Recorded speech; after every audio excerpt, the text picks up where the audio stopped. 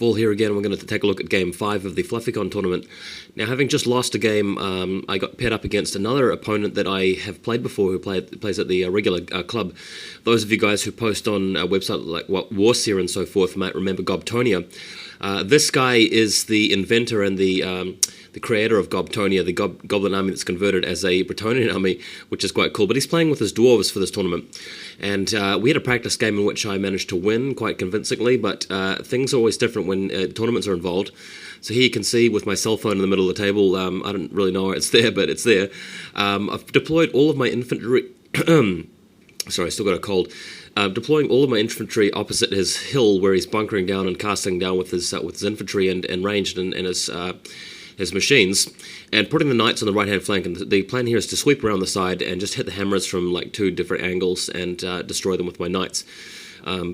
Using the hill as cover from his bolt throwers and his organ gun while they advance.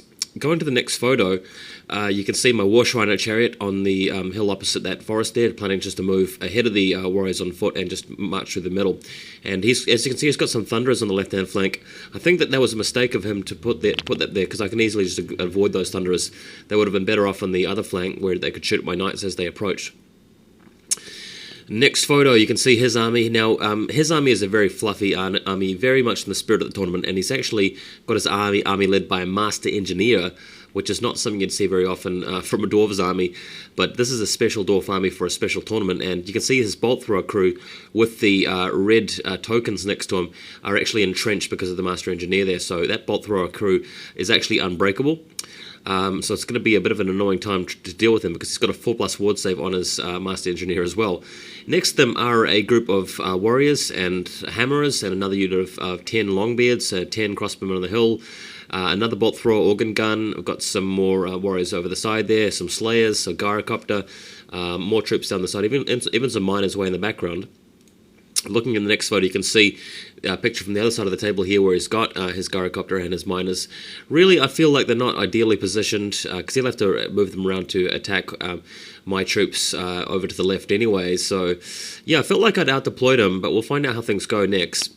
Looking at the next photo, the knights move over the hill in the first turn here, and really just waiting for stuff to shoot at them. If I can get the knights close enough without taking too many casualties, I should keep the characters alive and then start to mess up his units. So really just a very narrow-minded first turn, just moving directly forward with all of my troops as much as I can. Next photo, on the left-hand side, I've got 2 characters in the Marauder units. Those are the 2 sorcerers. That's the places I usually give them. And the War Shrine's backing them up. Not really doing anything useful with the War Shrine at the moment. Haven't been able to roll anything useful, so just waiting for combat to occur. Next photo is the Concave. Now, if you look at this photo and you think, well, okay, one knight has been destroyed, the Dwarves have already had a turn, and that's it for casualties on the knights. All of the characters have moved to the other unit of knights on the right-hand side, so that they have protection from the Lookout Sir rule with the 5 rank-and-file models there. And as you can see here, I've got so many troops about to crush his army here that you'd have to think that I was in the winning position, but you've got to bear in mind that the hammerers are stubborn and his bolt thrower crew are unbreakable, and of course I have to keep challenging his dwarf engineer and just fight him one at a time, and he's got a 4+ ward save, so a bit difficult. Next photo, you can see him with his organ gun just blasting away at my Chaos Warriors on foot, doing significant damage there, but just in general moving forward and staying put, waiting for me to come to him rather than the other way around. He's even got his Slayers behind his Dwarf Warriors just in case he needs to flee with them or something like that. Next photo, you can see me just really waiting for the rest of my army to catch up.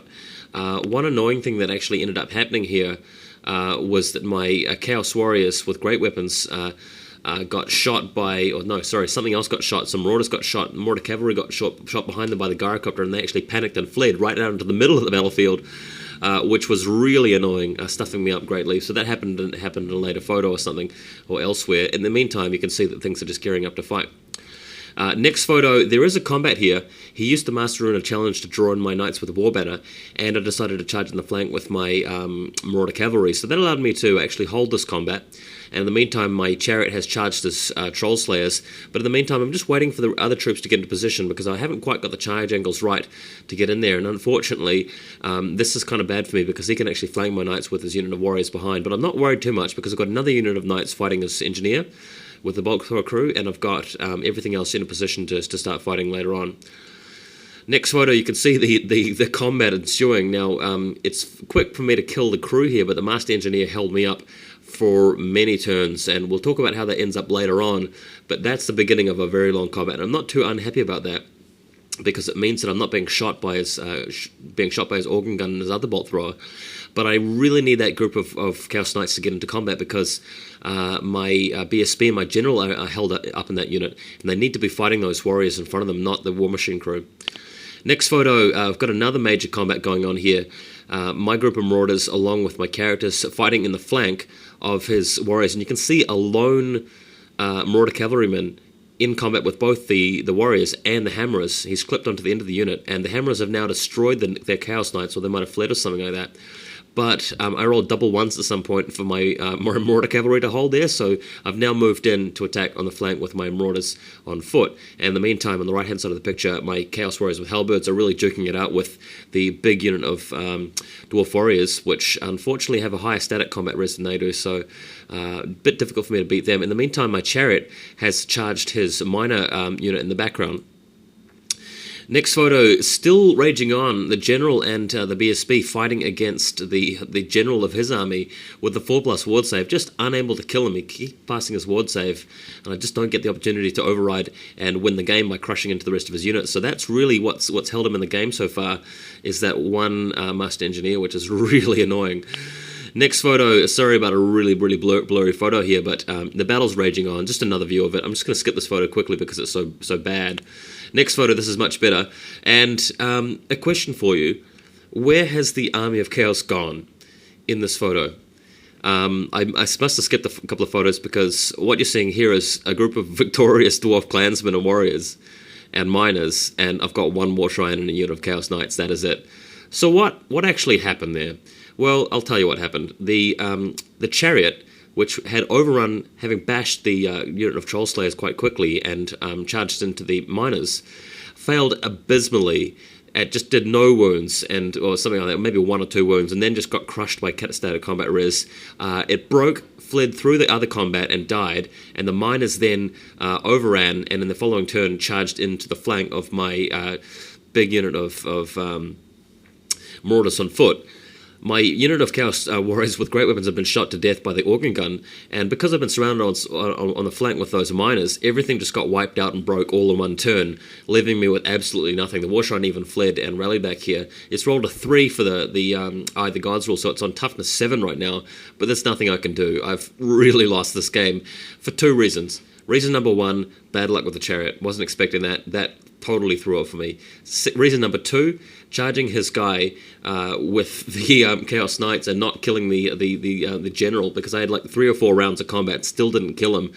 In this photo, you do see me in combat with the hammers in the background with my Chaos Knights. That's good, because it allowed me to get some points out of this game. I finally did kill the Engineer and then ran into the hammers and wiped them all out with my super unit of Knights. But that really should have happened much earlier, and the Chariot should have done more damage against the miners. And had those 2 things happened, I would have won this game easily, but I did not. In fact, I got crushed. Next photo shows you the close-up combat with the Knights against the Hammerers, but that's over. The photo's kind of blurry, and that's pretty much it. Very disappointing Game 5, and unfortunately it's really taken me down after a good first day.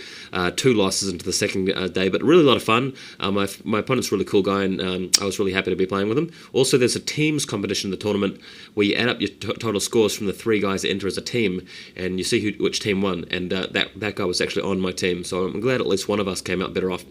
Thanks for watching this, guys.